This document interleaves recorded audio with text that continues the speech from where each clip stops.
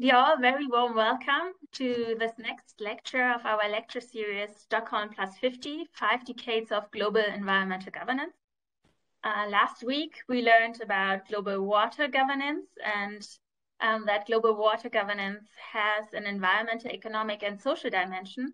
And while Manuel Fischer was very much focusing on the environmental governance dimension, I think Lyla Mehta today will also link it more to the social dimension of water governance and the human right to water. So today we will dive again into this topic of global water governance. And Lyla will specifically focus on the links between land and water issues. So my name is Lena Partsch. I'm professor of comparative politics at the Arte Institute, and I mentioned Lyla already. It's a very great honor, Lyla Mehta, to have Lyla Mehta here with us for a lecture in our lecture series. She's from the Institute of Development Studies in the UK. And before she starts her talk for about 45 minutes, Ruth is going to introduce her. So also from my side, a very warm welcome. I'm happy that Professor Lyla Mehta is here with us today. A short introduction, so you know who is speaking to you today. Lyla Mehta is a professorial fellow at the Institute of Development Studies at the University of Sussex, and before that she has studied sociology at the University of Vienna and has a PhD in development studies. Her work focuses on water and sanitation, on climate change, on rights and access, especially from a gender perspective, and the politics of environment at the intersection of development and sustainability. Previous research and fieldwork led her to study the politics of water scarcity in India and also to work on the politics of water management and community-led sanitation in Southern Africa. In addition to her work at the Institute of Development Studies, she has engaged in advisory work with various UN agencies, and she has also been active in advocacy and activist work on gender, environment, and development issues. So very happy to have you here, and the floor is yours. Thank you so much, Lena. Thank you, Uta. I'm really happy to be with you today. I'm sorry I can't be in Berlin, and thank you for inviting me to the Ring Vorlesung. I'm actually in Islamabad. I had a competing commitment, and I first thought I could stop by in Berlin and then come here, but then I wouldn't have done justice to either. So here I am in Islamabad, but talking to all of you in Berlin, and I hope I can come back to Berlin and meet all of you. So as Lena said, I'm really focusing on water, and I hope it links to some of the issues you focused on earlier. The topic of my presentation is water for life and food, synergies between SDGs 6 and 2, and I'll also focus on some of the aspects of human rights and why they really matter. Now, I think the starting point is I'm also going to really link water and food. So my starting point is that without water, there can be no food security and nutrition.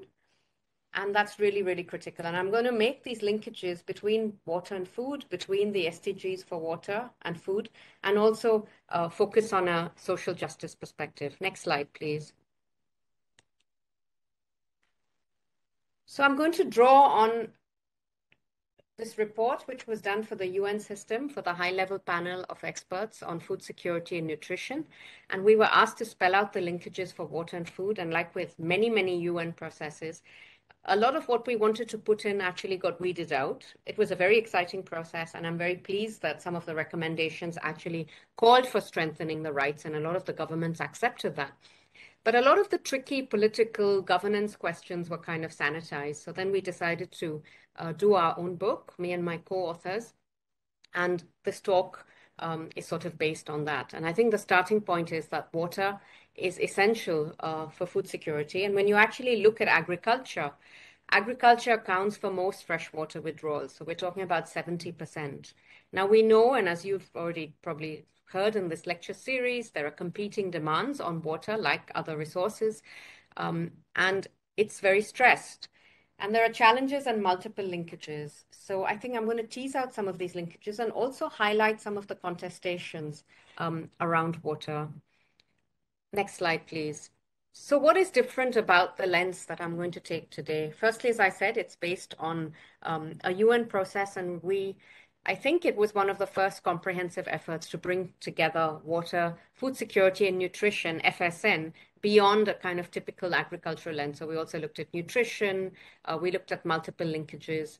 We looked at all this within the context of future uncertainties and drivers of change.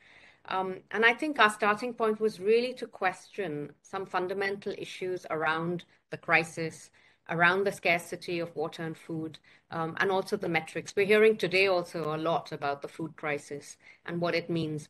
So I think it really means looking at some of the politics around these issues and linking these questions to technical, institutional, socioeconomic, cultural, as well as political dimensions.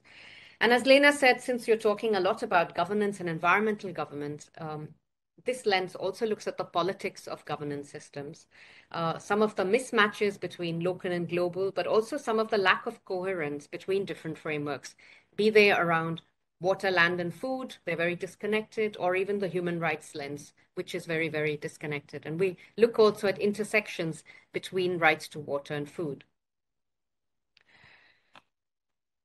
Next slide, please. So what I'm going to focus on now is highlight why is water life? Why is it so essential? And also highlight some of the contestations and the politics. Then I'll look at some of the linkages between water, land, and food security and nutrition. And then advance a sort of social justice perspective, looking at some of the human rights before concluding. Next, please. So as you can see, water is essential for human well-being and survival. And, without water, we can't live. Without water, there can't be any food. And water is, in fact, a food. So it's really important to bear that in mind. Now, obviously, we hear a lot about water scarcity, water stress, and there are competing demands over water from many different angles, from agriculture, from industry, etc. Water is critical for industry, for growth, and it's also the lifeblood of ecosystems, like you see here, the forests, which are key for nutrition, for food security, for present and future generations. And as I said, water is a food, so it's critical for human health because it gives you drinking water that you need and the need for micronutrients from water. And also it's critical for sanitation. So without that, you have malnutrition, you have suffering, you have stunting, etc. Next slide, please. But of course, water is very contested, and anybody who studied water politics know that there are competing claims and perceptions of water. Is water a human right, a commodity, an economic good? It's obviously an ecological resource. It's a social and cultural good. But the history of water and water politics has been that since 1992, since the Dublin Conference, where there were different declarations and different principles around water, the dominant one has been to see water as an economic good, kind of almost subduing some of the other characteristics of water, the cultural, the indigenous, the multiple perspectives. The distinctions and blurriness between the public and private aspects of water are also often quite blurred. And there's very silo-driven discourses, so the domestic versus the productive versus the waste. And water is a very multifaceted resource. Now, if you look at this picture here, for some it's a reservoir. This is a reservoir of a dam, but before that there were lives, there were temples, there were land, culture, indigenous people, all that has been submerged. So for dam builder, this means something different. For the people who lost their land, it's their life, it's their heritage. They have spiritual connections with this river. It's not just a resource to be dammed. So obviously there are multiple and different faces and meanings. Is everything okay? Maybe somebody should go on mute. There are different faces and meanings of water in the everyday context. But as I've said before, the official water management discourses, such as those endorsed in the 1992 Dublin Principles, tend to focus more on the use value or the economic values of water. But just viewing some of the economic lenses can value its embeddedness in everyday life, its culture, etc. Now, the other thing about water is it is obviously fluid, as we know, but because of its fluid and liquid properties, it's highly variable across time and space.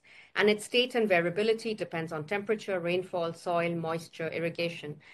So this is why it can be in surfaces, under the ground, and this makes it slippery, and that's why it's very difficult to capture water. And I'll talk a little about that later when you talk about some of the water grabbing and land grabbing that is happening, and the fact that it's very difficult to pinpoint who's doing what. And access to water depends on technologies, on institutions, on acquisition, etc. And water allocation is shaped by a mix of politics, of power, of discourses. And access to water is usually mediated through institutions, gender, culture. So if we go to the next slide, this is in northern Ethiopia, currently a war zone in Tigray, an area which is, we've had no contact with our colleagues there since June last year. And you see women here waiting and waiting and waiting for water. They were waiting for 4 hours for the operator to turn on the tap. And this was not even in a wartime. So you can imagine now in conflict how desperate it must be to actually access water and food. And when I see this picture, it was a few years ago, each time I really feel sad, not just because obviously there's a war zone now and it's war in this area, but secondly also the fact that women all over the world, in rural areas, women and girls are waiting for water. They're walking miles and miles for water, and things that we take for granted in the global north or even in the global south is really something that you can't take for granted in many, many parts of the world. We're talking about 200 million hours of water that people spend, people spend actually waiting or walking for water. So I think it's really an outrage that we have this situation in the 21st century. We go to the next slide, please. So I do actually take a normative position in my work. I believe that this is an outrage. Inequality in access to water is a global outrage. And I think there's no dearth of ideas, meetings, and policies on water and water management, but they fail to address wider sustainability questions, and they don't really look at the interests of poor and marginalized people. So these are voiceless women and girls around the world who are waiting for water, who are, struggling, who can't get to school, whose livelihoods are suffering because of this. And here I think about Paul Farmer's notion of structural violence. He spoke about these are social arrangements that put individuals and populations in harm's way. So these arrangements are structural because they're embedded in the political and economic aspects of daily life. And they're a form of violence because they cause harm, not only to those directly or indirectly responsible for perpetuating them. So the harm is not to those who are perpetuating them. The harm is to marginalized, voiceless, powerless people. And because of this structural violence, because of invisible power, you have these kind of water inequalities which are naturalized. People are not protesting about this. But because of these inequalities, you have serious undermining of human well-being, of health, education, and life chances of poor women and girls around the world. And so water is really essential for life, for human development. And this kind of structural violence affects millions that are lacking access to water and cause multiple harms to people's lives on a daily basis. So next slide, please. So if we look at some examples, for example, in South Asia, you have the dominant and unquestioned caste relations that allow for caste-based exclusions, discriminatory practices, and violence to take place on a daily basis. We're even talking about 400,000 people engaged in manual scavenging, despite legislation prohibiting this practice. So this kind of stigmatization and discrimination happens all the time. Then by virtue of race, we had structural violence which allowed apartheid South Africa to deny 12 million largely Black people access to water. And even though there's been a lot of redress since 1994 in South Africa and some of the most progressive policies, we still have huge discrimination and a lot of privilege that still white owners and white people enjoy, which, smallholders, Black smallholders just do not have. And so this apartheid legacy still exists. And even though, as I said, there's progressive legislation, there's paralysis due to costly bureaucratic processes, there's problems with decentralization, there's lack of integration, etc. So there's a stickiness of inequality and not enough radical reallocation of resources. And also, as I've just mentioned, you have gender and the naturalness and naturalization of women's roles in water-related tasks. Next slide, please. So as I've trying to, so often this debate is very dominant, and the dominant debates are shaped by key global players. Everybody's trying their best: the World Water Council, the World Bank, the Global Water Partnership, the CJR system, bilateral agencies, GIZ, FCDO, etc. You know, people are trying. They've been trying for a long time, but you really still have some of these problems that persist. And as I said, partly it's because these are universalized discourses. They don't really look at the local level. They don't take on board some of the local inconsistencies. They often tend to be top-down, technocentric. They focus on aggregate numbers. And there's a kind of primacy of global north definitions and trends. And so of a lot of these, not all, but a lot of these remain very top-down and disconnected. Now, since a lot of the focus of this series, next please, since a lot of this slide has been, a lot of the presentations here are focused on the Sustainable Development Goals. I mean, clearly the Sustainable Development Goals around water and food are a huge improvement. The Millennium Development Goals were very flawed because they did not look at universality, gender equality, sustainability. They really went for the low-hanging fruit, and they didn't pay attention, for example, in the water domain, to issues of informality, to peri-urban issues, etc. So even though in 2012, exactly 10 years ago, the world had met the MDG, or the Millennium Development Goal, it was only it looked at halving the proportion of people without sustainable access to water. It was really, really flawed. And there were several problems around equity, water safety, sustainability. So if we go to the next slide. The SDGs are universal. They seek, sorry, go back to the previous one. By contrast, the SDGs seek universality and equitable access, and they look at questions of gender, vulnerability, and they also look at water quality. This is something the MDGs didn't do. Next slide.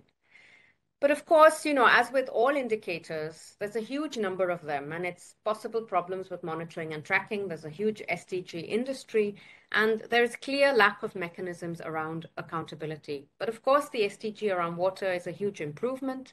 It seeks to achieve universal and equitable access to safe and affordable drinking water for all. So it's equally relevant for the global north and for the global south.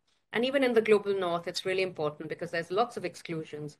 For example, indigenous people, First Nations in Canada and the US. We saw some of the problems around race and exclusion and water contamination, for example, in Michigan, in the city of Flint. So, you know, this focus on universality is really, really important. But as I said, you know, you still have these issues. There's diverse interpretations. So what counts as improved? What counts as an improved water source, for example? So obviously, SDG 6 is far more nuanced in stating what is it, but there's huge gap also in the ways in which global agencies, national agencies, as well as local people understand, define, and measure some of these questions. I mean, the SDGs also lack a commitment to human rights, and I think the progressive realization of human rights is really, really critical. And we really need that to universalize access to basic goods and services. Even though there's a huge gap between what we see on paper and what we see in practice, you know, I think a human rights discourse is really, really important.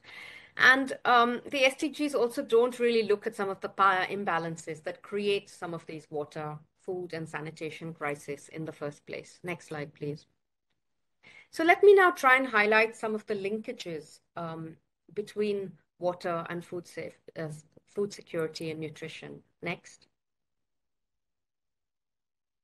So I think let's look at some of the complex challenges, both now and in the future. So obviously, we're talking about changing demographics, lifestyles, and diets. So changing diets, increase in meat, or even increase in some plant-based foods will have extra pressure on water.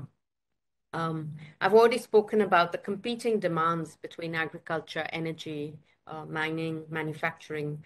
We're talking also of increased pollution in many parts of the world from both agriculture and industry. So both surface as well as groundwater are looking at lots of pollution. There's huge pressure on ecosystem services, on land, on fisheries, on forests, on wetlands, and complex governance challenges that I'll talk to in a little while around access to an allocation and distribution of water.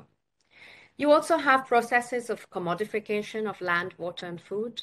And these can also affect access issues, especially for the poorest, especially for marginal and vulnerable populations that don't really have formal rights to water, land, and food. And there's a lack of policy coherence across water, land, and food. I'll talk about that too. And, there's daily gross violations of human rights, and there's no political will. So there's very little political will to actually realize these rights, especially for the poorest, the voiceless, the silent groups. Next one, please. So the SDG on zero hunger is sadly not on track, and it's got even worse in the last few years. And the pandemic has also reversed a lot of the progress. So we're talking about 690 million people going hungry. So it's been an increase. We're talking about 9% of the world population. And here are some of the stats. We're talking about 2 billion people that are micronutrient deficient. And it's interesting because hunger and obesity are two sides of the same coin. So you could have obesity in some contexts where very poor people are not getting nutritious foods. They're eating junk food, they're eating cheap food. In the UK, where I live, there's been an explosion of food banks, and you get all these offers on cheap food. And that's obviously very bad for your health, which will also contribute to obesity and health problems. And while we have all these problems where millions of people are suffering due to conflict, due to the pandemic, you have about 10 global companies that control every large food and beverage brand. So you have the Nestle's, the Cokes, the PepsiCos, etc., that are controlling the food system. Next slide. So SDG 6 is also not on track. And we're talking about 2.5 billion that lack access to safe, readily available water at home. And about half the world's population, nearly half, lacking safely managed sanitation. And we have nearly 1,000 that die due to gastroenteritis. And I'm here in Pakistan for a workshop on gastro and for a project on it. And, these are all preventable illnesses and deaths because of contamination around the food system, around water, around these transmission routes. And I've already spoken about the mostly poor women and girls that spend about 200 million hours a day collecting water. Next, please. So if we look at some of these multiple linkages between water, food security, and nutrition, and in the report, we focused on, we followed, this was the kind of framework that we used, and we looked at availability, access, quality, and stability, both with respect to water security as well as food security. And we linked 4 dimensions of water, the ones on blue in the left, to the 4 dimensions of food security in green, which is on the right. And obviously, water of appropriate quality and quantity are both essential for drinking and sanitation.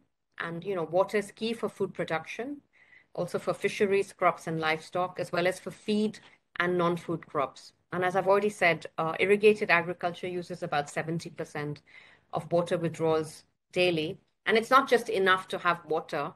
You need to have the stability of water, and it shouldn't be fluctuating, etc. And you need water of good quality, without which, drinking will be compromised, food processing, food preparation, etc. Next slide.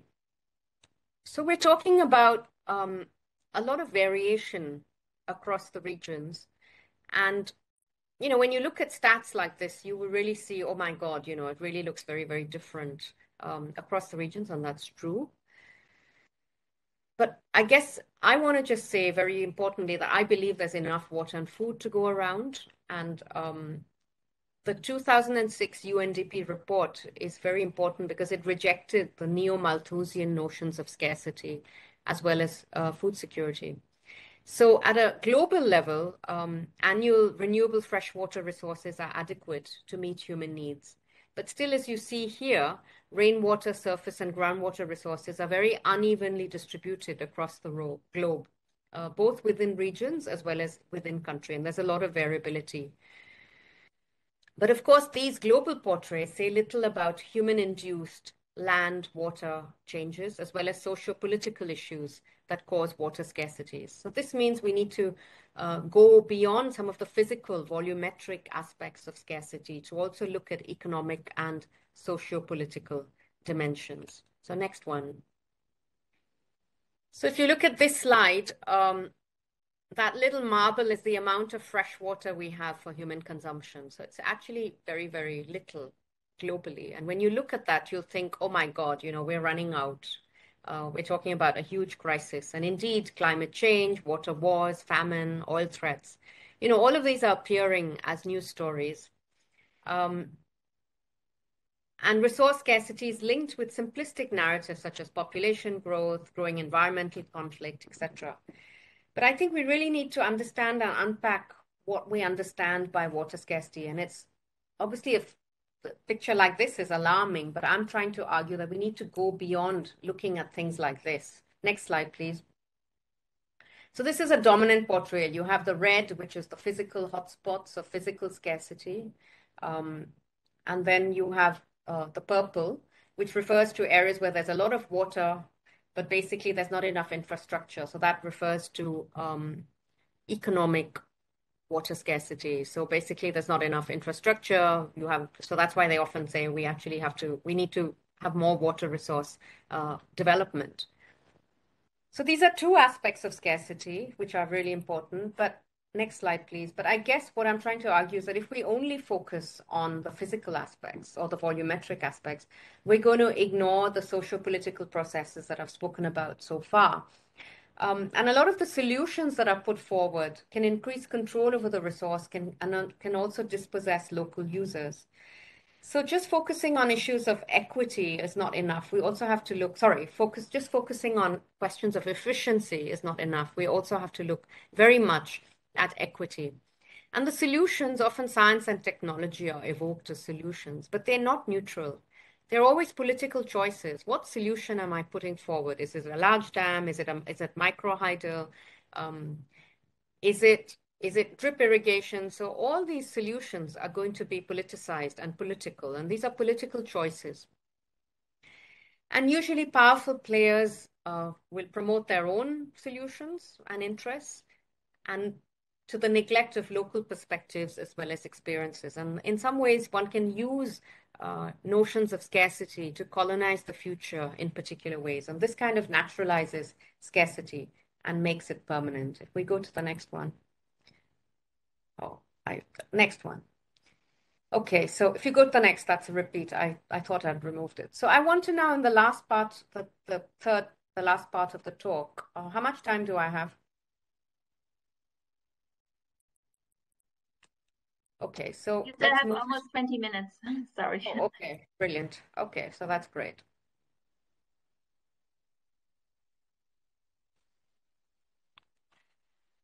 If you go to the next one, please, the one before.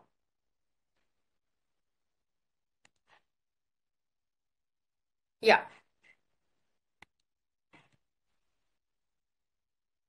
Okay, so I guess the first thing that we need to do to advance a social justice perspective is to challenge some of the dominant knowledge and the metrics. And as I've tried to highlight with some of these figures, even showing some of the global stats or the global hotspots or the maps, many of these global indices and debates are very aggregate. So they look at things with a broad brush perspective, and they fail to look on board local nuances and differences. So we really lack reliable statistics at a more disaggregated scale. This is both for water as well as for food. We also lack data on gender, on informal water economies, on peri-urban realities. There's also a question of scale. So we may not necessarily have adequate data to look at hydrological and administrative units. So I think all this really matters. So to know how much water there is, how much food there is, you really need to unpack and you really need to have this data across scales. The other thing is there are many, as I said, there are many invisible users of water and land. And these are indeed people who produce our food. Most of the rain-fed agriculture is in the hands of smallholders, but many of them don't actually have formal rights to the land to the water. So they almost don't count and exist. And so when you have an investor coming in, they don't have paperwork. And that's why they can be dispossessed from the land. And I think that's why also it's really important to be aware of some of these discrepancies. And finally, there's a lot of changing goalposts. So in the last few years, some of the definitions have changed.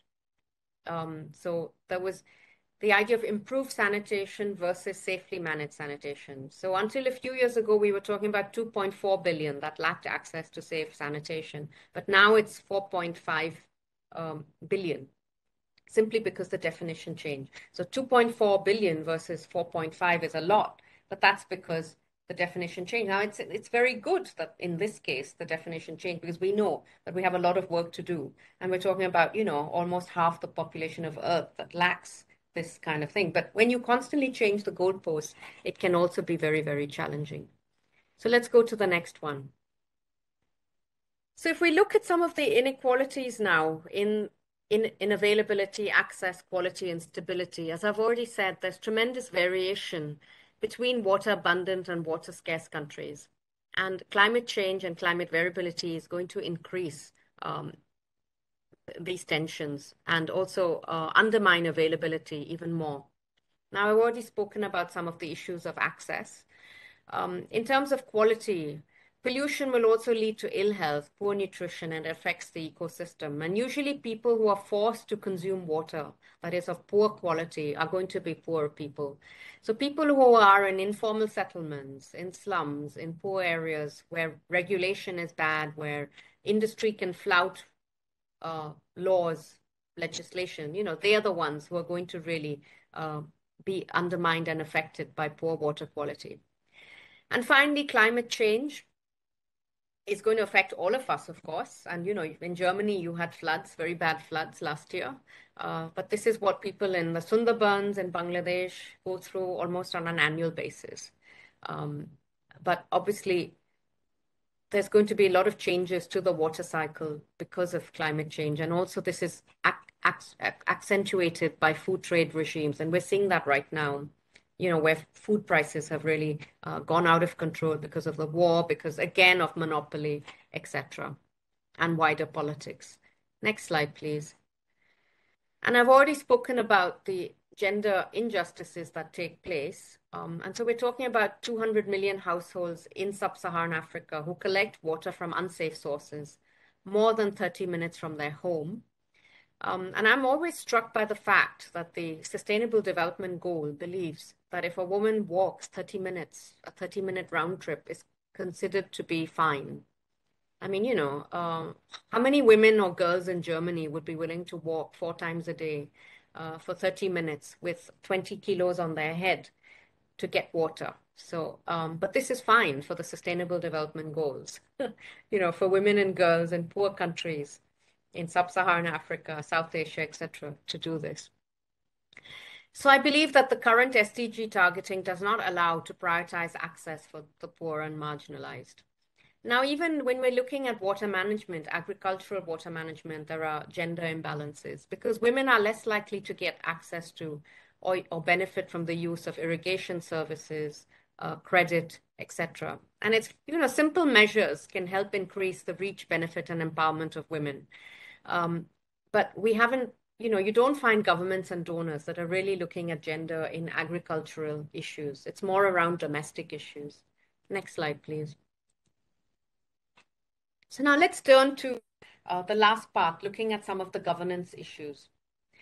Now, inclusive water governance is really crucial to ensure sustainable, equitable, and gender-just decision-making and allocation of water for food security and nutrition. But water allocation tools currently are very, very complex, and they're quite tricky. Now, land and water are really linked, but there are lots and lots of biases regarding gender, smallholders, fishers, pastoralists, and invisible users of land and water, as I've already outlined.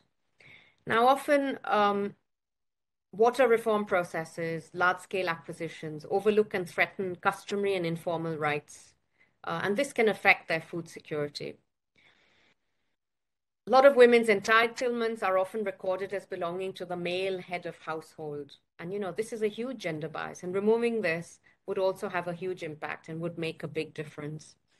As I've said before, there's a lack of integration in national policies and programs. And major initiatives around water, land, and food are not adequately integrated. So here I'm talking, for example, the voluntary guidelines on responsible governance of tenure of land, fisheries, and forests, which was adopted exactly 10 years ago by the World Committee for Food Security, does not link water. And it was very political. They kept water out because it was just too thorny and too difficult to put water in. So in some ways, it's a shame. But I think, of course, things have moved on in the next 10 years. But they really did not try and integrate and link the issue. And I've already said before, we also have to look at the role of private actors. Private actors have a huge role in water management. And water is being reallocated in many, many significant ways. So you have private players that really also control things significantly. So next slide. So the allocation mechanisms span from local to global, and they depend on legal frameworks and customary rights. And as I've said before, water is often reallocated towards the highest use value. So these are industrial or urban areas, and often ignoring either peri-urban areas or rural areas where you mostly have customary users of water. There's a lot of controversies around allocation instruments, and stigma and discrimination may restrict water allocation as well as access. And there's a huge detrimental impact of water reform, and you also talk. And some of the processes include land and water grabs, which have undermined a lot of rights of poor and marginalized users. And as I've said, there's an increasing role of the private sector actors as well as corporations in water and food governance. So a lot of them are out there and they're all talking about water security. But you wonder whose water security are they interested in? Are they interested in their own water security? Are they really interested in the water security and interests of the poor? Next slide, please.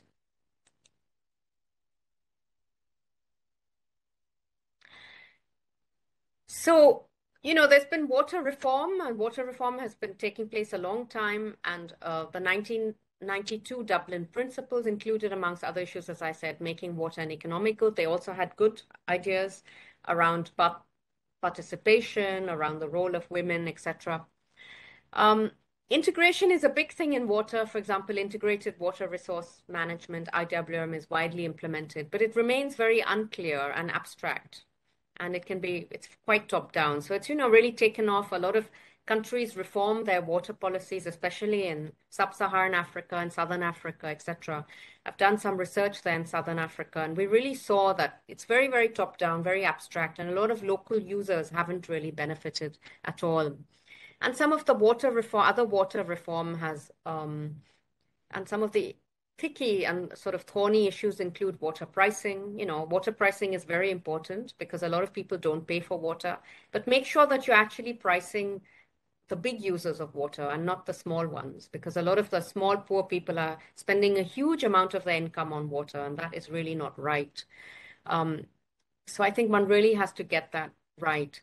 So obviously, it's good. We do need these PPEs and public-private partnerships in some cases for more efficiency in service delivery, but, make sure that, the poor are not bearing the brunt of these reforms. Next one. And I've already spoken to you about the global land and water grabs and a lot of grabbing that is taking place. This was also often in the name of food security and of water scarcity. And a lot of, for example, pastoralists, invisible users really lost out and continue to lose out of these processes. Next one. So I want to now conclude with a few slides on why human rights matter. Rights are justiciable and legally binding. Markets cannot guarantee the provision of all goods on a fair basis to all citizens. So human rights are a key element of citizenship, and they can be a countervailing force against commodification. They're also powerful tools of mobilization to local struggle and claims. Now, I'm very well aware of the inconsistencies around them, but I think it's still worth investing and looking at some of these issues. So if we go to the next one, but despite the fact that, we have human rights, a lot of people are not aware about their rights. There's a lot of fuzziness around who's going to deliver them, who is responsible. Also, how do we define what is sufficient and what determines the human right to water? Do we talking about 20 liters, 25 liters, 100 liters? There's lots of debates. There's been a lot of debates on this in South Africa, one of the first countries to actually recognize the human right to water. And there's often been a resistance of powerful players. And so it's a very weak commitment to rights and elite biases as well as indifference to the poor. Next one. So the human right to water, unlike the human right to food, was not recognized in the Universal Convention of Human Rights. So that food was clearly recognized, but water was not. And water was completely left out of the debate, and it was only explicitly mentioned in the Convention on the Rights of Child in 1989. So it took a long time to actually commit to the human right to water. And there was a general comment only in 2002, which actually provided the legal basis for the human right to water. And then finally in 2010, the UN General Assembly and the Human Rights Council recognized water and then sanitation as human rights. So it's been a really long, long road towards the recognition of the human right. And I remember at the turn of the century, it was still very controversial. And I remember, writing about it and people were saying, no, who's going to pay for it? How will it ever happen? So I guess it's been an interesting and tricky journey. And historically, dominant players were happier to see water as an economic good rather than as an human right. And we still have the fact that rights are very disconnected. So rights are supposed to be indivisible, rights to land, water, food, but actually they're very disconnected in practice. Next, please. So there's really unresolved issues around the human right to water. So what does legally binding mean in local, national, and international contexts? The regulatory frameworks are quite weak. And then one critical thing is it's a very narrow focus on domestic water. So the human right to water does not really look at productive aspects of water and does not look at food and livelihoods. So when we were talking about land and water grabs, it was very, very difficult to evoke the human right to water for this because it was largely focusing on domestic issues. Next one, please. So the human right to water was established in 2010, as I said. And there are three types of obligations on governments in the human rights regime: to respect, protect, and fulfill these rights in a non-discriminatory, participatory, and accountable manner. But as I said, the interconnections between the human rights to water and food are missing. So therefore, denying the basic needs of smallholder producers for whom water and food are highly interwoven. And so it's really important to address this gap. And this would mean states need to meet the rights of poor and marginalized as a priority for both water and food. So this is why in the book and in a lot of work recently, my colleagues and I have really been pushing to explore the right to water for food security and nutrition. And it's controversial because a lot of people say, we're barely meeting our current obligations on human rights. So if we have more human rights and if we extend what the rights mean, it's going to get even more tricky. So yeah, I think it can be a bit controversial, but I believe it really is important because the current human right is a bit limited and really ignores some of these wider livelihood concerns and is not really true to the way local people actually live with water. They don't separate out the domestic from the livelihood. If you're sitting there and you have a home garden, you'll use domestic water also to grow some crops, for example. This is how life is in everyday context. But at that high up level, we tend to separate out these issues. So I want to conclude now. If you go to the next slide, please, and the next. So I've tried to highlight in this talk some of the huge inequalities that exist in terms of access to water and food. And these are because of power imbalances. These are because of structural violence that allow these inequalities in water and food to be perpetuated. There's a failure of dominant approaches to take these inequalities seriously. We always talk about them, but I think we're paying lip service to this. And I've also tried to highlight the importance of taking a rights-based approach, a human development approach, and trying to connect up these silos between water, land, and food. Next, please.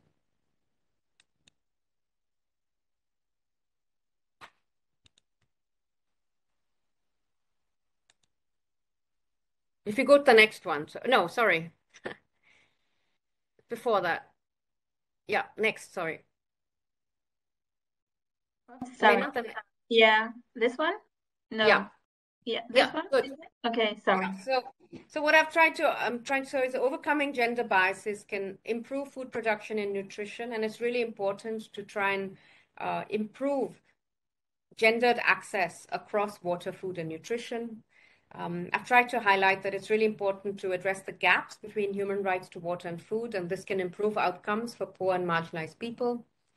Water governance is really tricky, and we really need to look at a human rights-based approach to it, as well as a pro-poor and inclusive approach to water governance to ensure sustainable, equitable, as well as gender-just decision-making processes.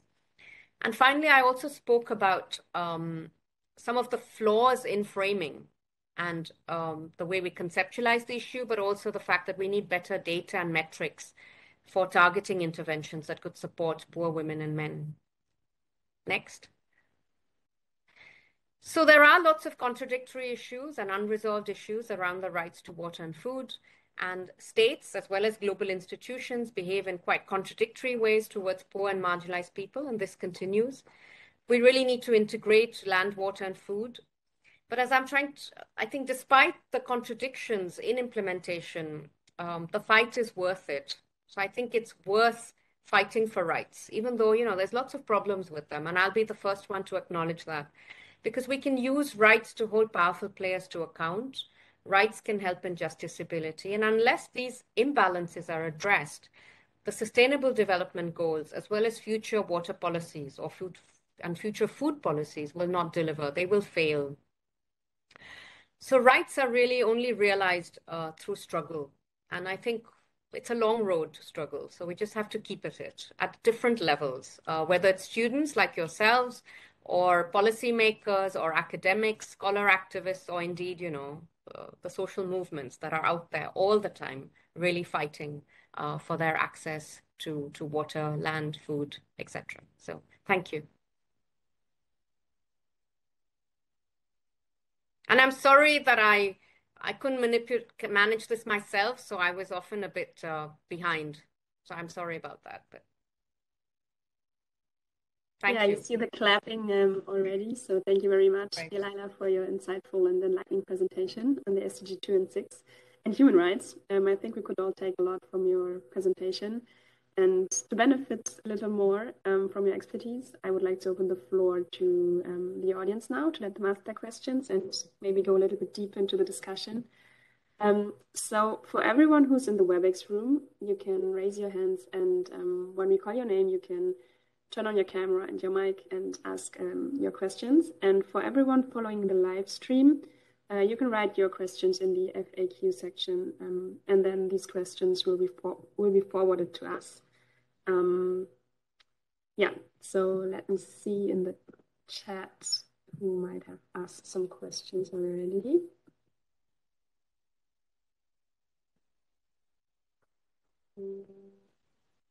No one raised their hand yet, or am I not seeing it?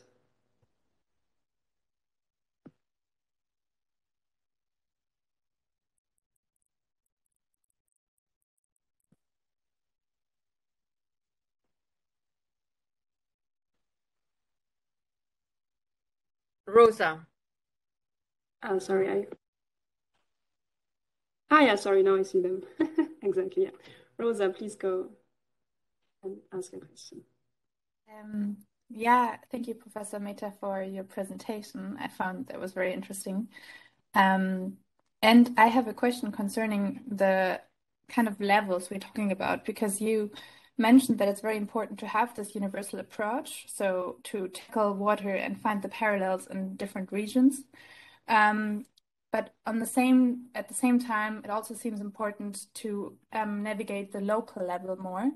And so my question is how to kind of bring these two together. So on the one hand, to have a universal kind of approach how to tackle water inequality, but at the same time, not to kind of go too deep in this westernized notion of the universal human being and what it needs, and to tackle more like the regional specific problems connected to regional powers and also regional multinational companies, for example. Yeah, thank you. You want to take them together or one by one? One by one. Yeah, that's a very good point. So I think you're right. Most of the time, I will push back against universal stuff, I guess. So, the fact that there could be universal declarations that don't take on board a lot of the local specificities, the regional, and we really need to do that. But I guess the universal issues around human rights, at least the principles, are important, and we have to take them on board. But obviously, they will mean different things in different contexts. And also, some indigenous groups or some communities also find these are very individualistic, some of the human rights regimes. And they think that, in some contexts, people think more in collective. There are community-based approaches. So there could be lots of problems towards some of these universal frameworks. So I think one has to work at different levels and be strategic about what you use and when. So if it helps you in your struggle, the universal can be evoked, but very often there's also pushback against it. And we have to be aware that they're going to mean different things in different contexts. So you really need to be flexible and iterative in the way you draw on the universal. But I guess a lot of these universal standards will definitely miss out on what is needed at the local level. And that's where local expertise, local knowledge is always important. And, making sure that one brings these multiple perspectives together. I think that's the best way to do it across the scales. You really need to make sure that that happens. Okay, thank you. Just for the ones on the live stream, again, there's this little symbol on the left if you want to ask a question. And now we go to Johanna first, and then Laura can ask her question. Thank you for the lecture. Overall, it's undeniable that the private sector has enough power over global and national policies to keep their privileged position, water provision, and therefore also water governance.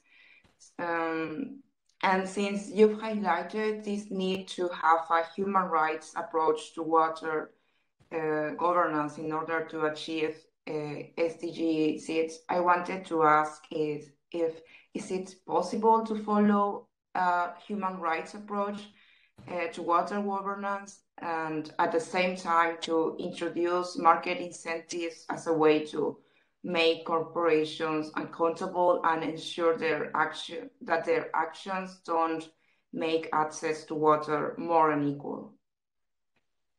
Thanks, Joanna. That's a very good point. I think this is controversial, what you've asked. So there's been a lot of debates about whether the human rights approach is compatible or not with market mechanisms and private sector. And some say it's fine. So the first special rapporteur on water, Catarina de Albuquerque, in my opinion, was, it was quite controversial. She said it's market neutral, and she really did not want to go after, didn't want to really highlight these issues at all. And I think that was problematic. Whereas now, I think the special rapporteurs are far more critical also about many of the companies and are highlighting the fact that you will have human rights violations that take place. And unless you really look out for them, you have to really protect the vulnerable and the poorest when incentives and market-based mechanisms are introduced. So it's very interesting to see the way the thinking has changed even in the big companies. So initially, the big companies did not want to embrace the idea of the human right to water. I remember in the World Water Forum in Den Haag, I just started as an academic and there was huge resistance. But now all of them say that they're working for the human right to water. Nestle, Suez, everybody says that we are all supporting the human right to water. But then when you really look and dig deeper, then you want to say, okay, so you're supporting it, but what is happening here, there, and there? What does this mean in terms of pricing? What does it mean in terms of groundwater pollution or, when an aquifer is drawn, etc.? So I think I think it's something we need to be vigilant about. So I'm not saying it's absolutely incompatible, but usually I think there's quite a lot of evidence to show that the interests of the poor and the marginalized are not advanced. And so the special rapporteurs, the last two special rapporteurs have been quite explicit about this.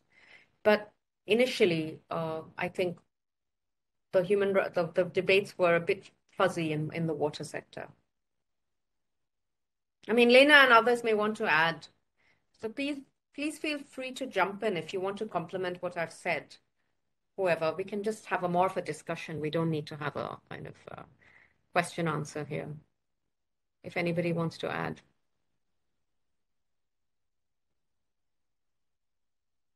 I think we'll go for Laura first, but feel free to come back to Lyla Mehta's comment. Yeah, thank you for your talk. It was really interesting. And maybe to your last point, in other lectures, we have also talked about concepts of like greenwashing and blue washing. And maybe that's also what is happening with these big companies, that they're taking advantage of these topics and to make publicity for themselves. But actually, when you dig deeper, you find that they're also the ones who violate these rights. So yeah, that was a really interesting point. But I also wanted to ask if you could think of another SDG where this human rights approach could provide like help or a framework to achieve it. Yeah, thank you. Oh yeah, I think all of them. I mean, most of them. Gender equality, for example. You know, the SDG on gender equality, food, land, climate, I guess, many of them, most of them, I would say.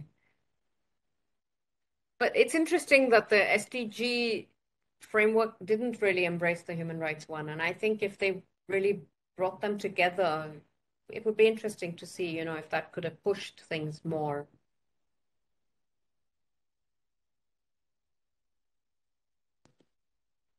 And also for them to work together more, like in terms of accountability, I guess. Accountability, transparency, tracking discrimination. I think some of that could help rather than it just being, you know, at that level of indicators.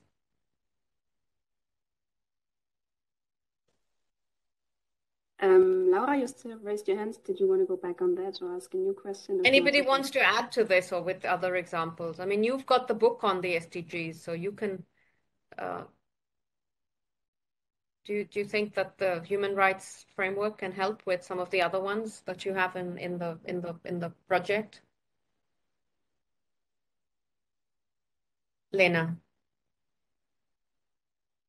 I think like next week we will talk about energy, and there are lots of parallels between the water sector and the energy sector. Yeah, as you were raising the importance of rights, and also the question like whose water security, whose energy security. So energy in particular is a very hot topic in Germany right now due to the Russian war in the Ukraine. Yeah. So and then it's a debate right now in Germany, like what is reasonable, yeah, zumutbar.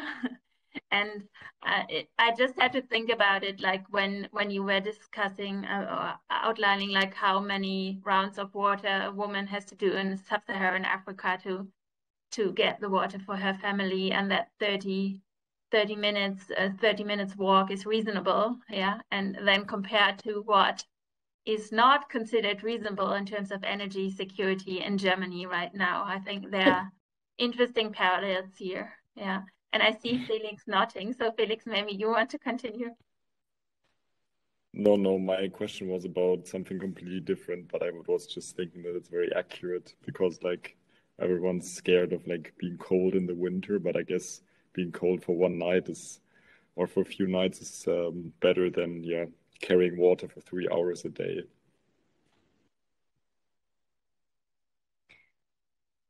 Yeah, no, that's an interesting debate. I mean, energy prices have really hit the roof in the UK, but unlike France and other places, you know, it's private companies and the state is not intervening at all to try and do anything. And then some of the things they say, oh, wear a sweater or do this, or don't put your potatoes in the, in the oven. I mean, that's what the Tory government, the politicians are saying very right. But I guess in Germany, it must be a very interesting debate around energy security. And if you look at, there's a country there are people who are being bombed and are living in basements, have been there for months. And everything in their country is being flattened. And then you have the debate about, can we manage with it being a little cold in the evenings?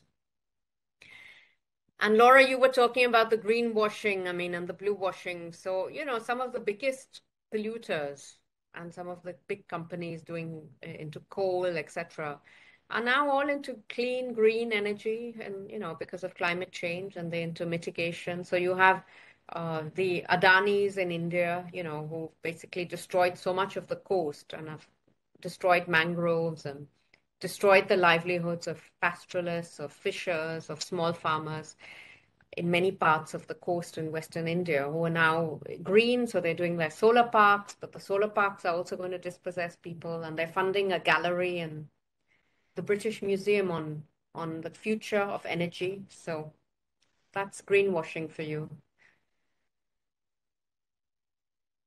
I would give the floor to Marco next for another question. Yes, please, Marco. Yeah. Okay. Hi, Professor. Sorry, I don't have my camera on, but my computer at the moment has a broken camera. But anyways, thank you for your lecture. And I have a question which regards the usage of water resources for growing crops.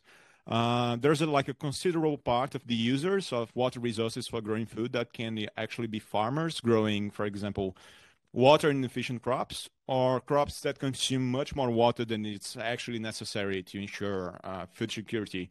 Then, for example, hardy crops that are grown by local, perhaps even indigenous communities, and which actually properly address the food security needs of local populations. Back in my home country, for example, a gigantic part or section of the water resources are actually used to grow soy, which is actually not even directed to food security at all, only in a third way, and we usually export our soy crops. And so do you think that the means set for achieving SDGs 6 and 2 are somewhat sufficient for helping address this imbalance, or was this completely passed through or not overseen when the SDGs were set? You're raising very, very important points. One is, yes, 70% of, so actually agriculture is the biggest user of water, but as you say, there are different users within the, agricultural community. So you have the big users, and then you have the small ones, and the small ones feed us, but they are often bypassed, and then a lot of the use is very inefficient. So yes, I think you do need certain mechanisms. You need to step in and so I guess a sort of social justice perspective to looking at allocation and governance would say, okay, so where is this water going and what is being grown? And is it helping to feed people, or is it helping to, or is that going into export crops that are then going into burgers, or I don't know what, and just because people are now suddenly turning vegan, they have to also realize that a lot of the plant-based food needs lots of water and may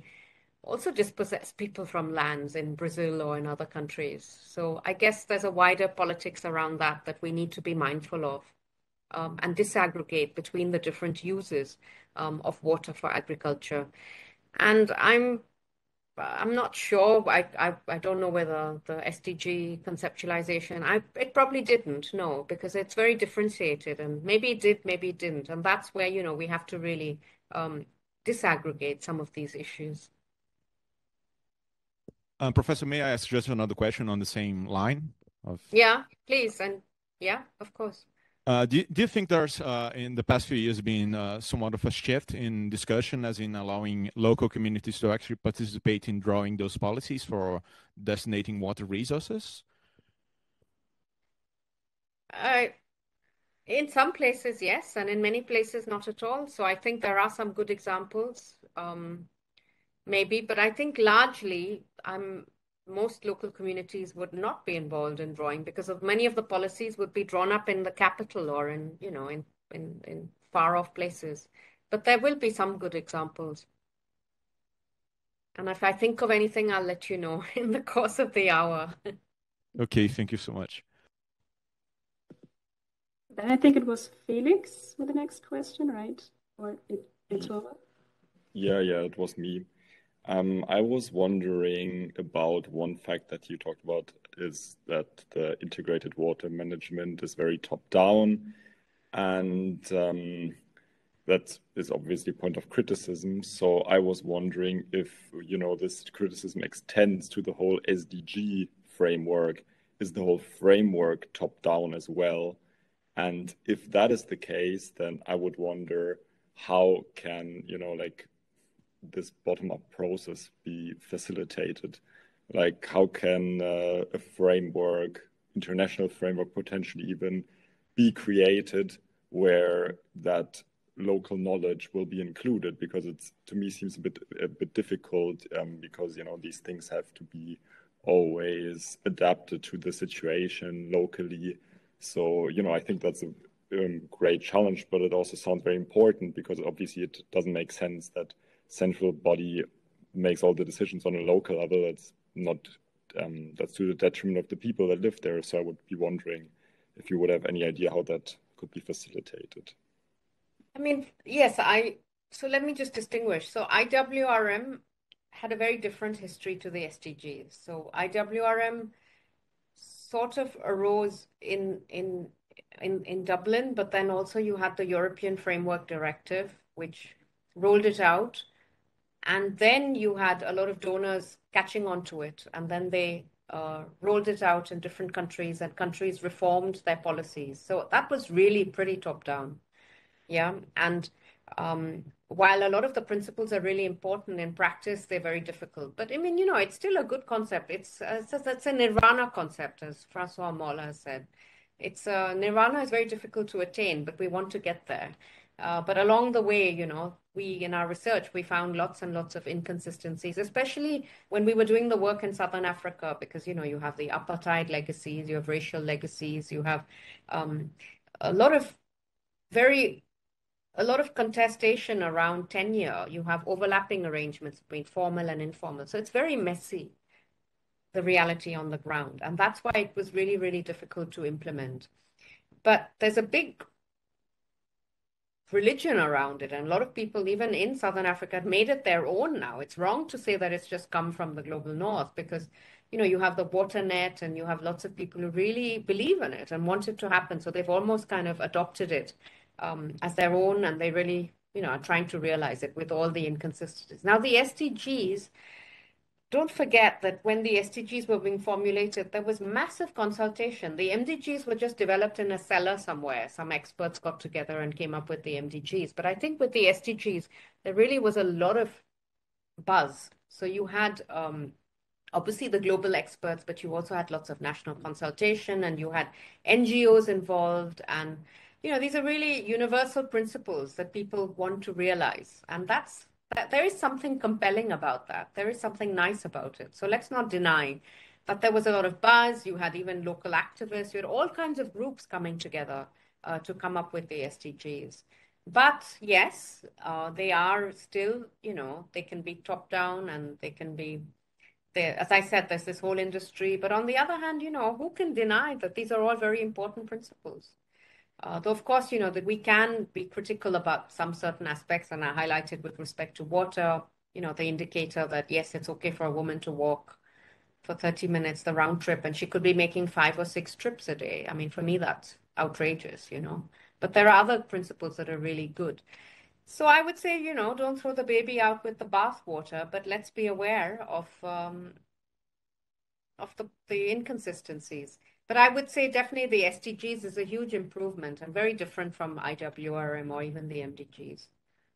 But who knows what will come next? So we'll see. I mean, we've got what, 8 years left, right, for the SDG era.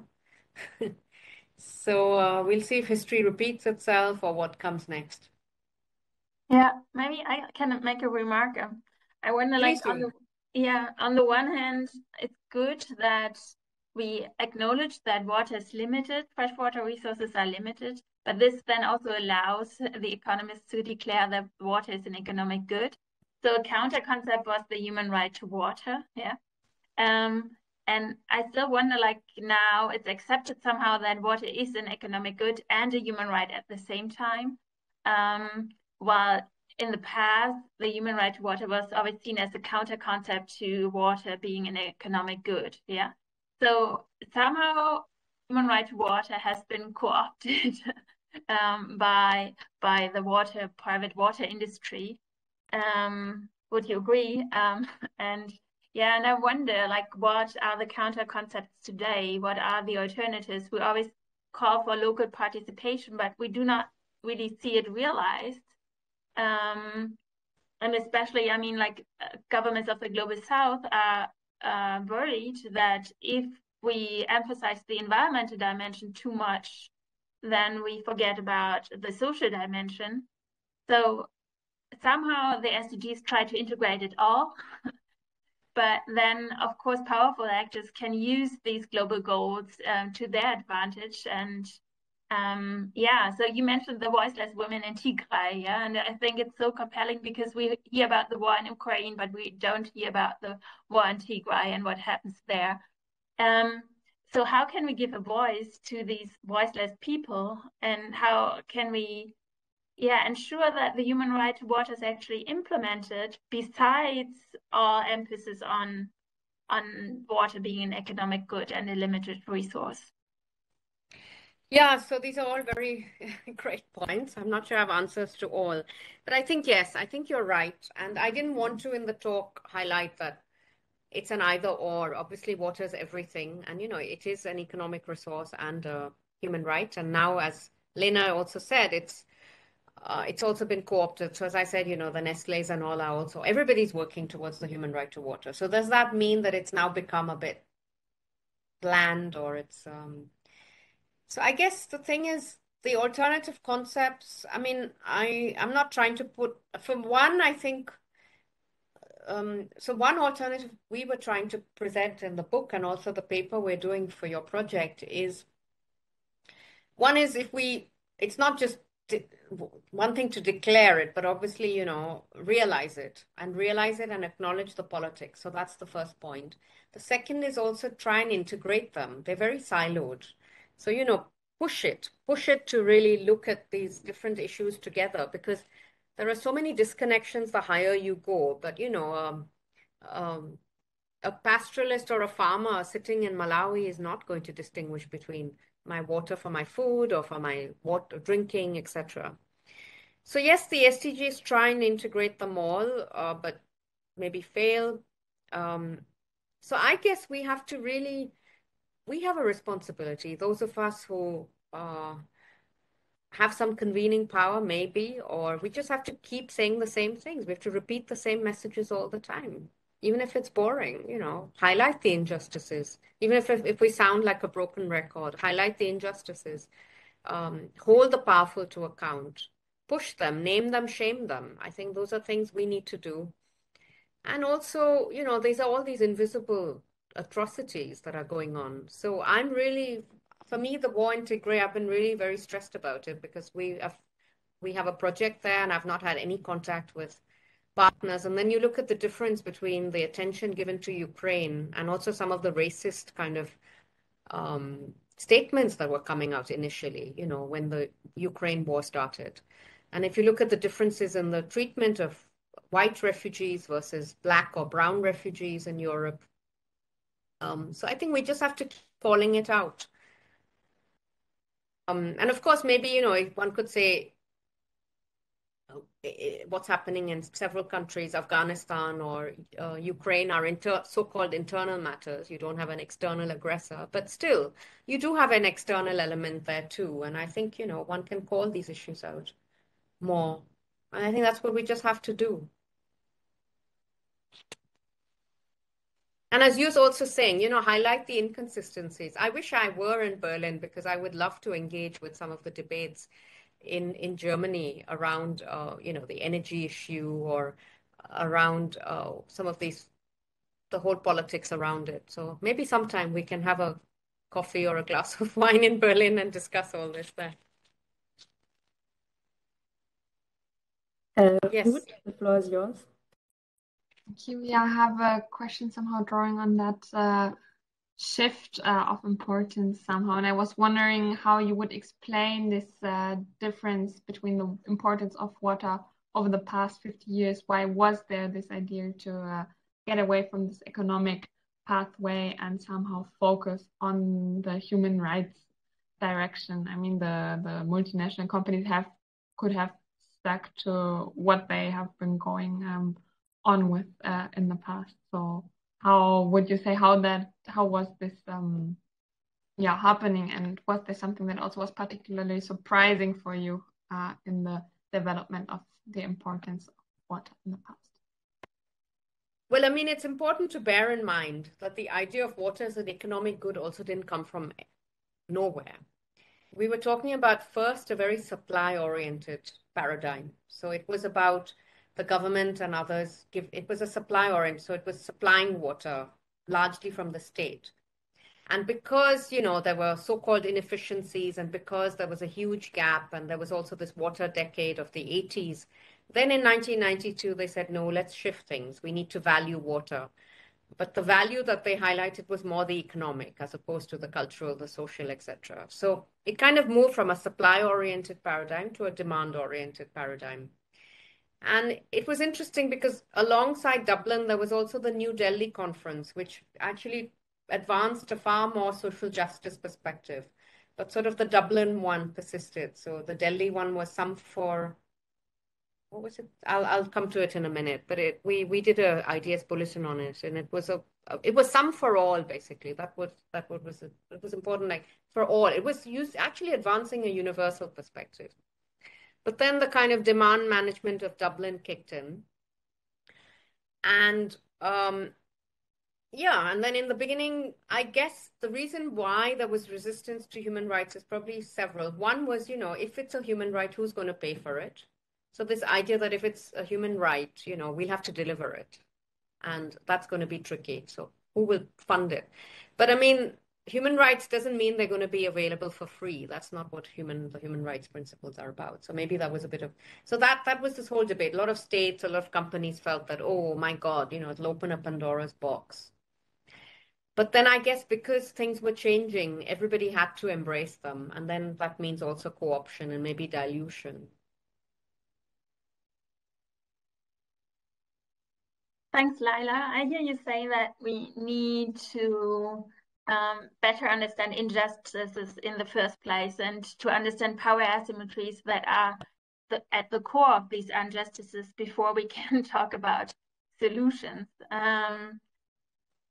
Just like I think the human right to water is just one example how a solution might not be a solution if we don't deal with the core of the issues, global power asymmetries in the first place, because otherwise any solution might be co-opted somehow. And I don't want to say that the human right to water is not important. I totally got you that this is highly significant and that rights are important to address injustices in the world. So thank you so much for your talk and for the discussion with us. I think things became a lot clearer and we are all just heated up thinking about like how we continue the discussion next week on energy issues. But thank you so much. If you want to, you can join next week via the live stream. And sure. Otherwise, all videos will be recorded and uploaded to YouTube and to the FU channel.